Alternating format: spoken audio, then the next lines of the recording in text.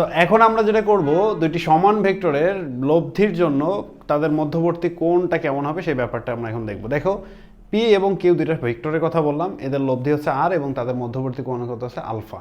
যদি ভেক্টর দুইটা সমান হয়, যেমন পি ভেক্টর এবং পি ভেক্টর, এবং তাদের লব্ধিও যদি সমান হয়, তাহলে সবসময় মনে রাখবা তাদের মধ্যবর্তী কোণ কত হবে 120 ডিগ্রি। এটা এমসিকিউর জন্য খুবই গুরুত্বপূর্ণ জিনিস। হ্যাঁ, তুমি তাহলে ভর্তি পরীক্ষা দেখবা এই টাইপের প্রশ্নগুলো থাকবেই একটা। হ্যাঁ, ভেক্টর রিলেটেড এই টাইপের প্রশ্নগুলো সবসময় থাকে।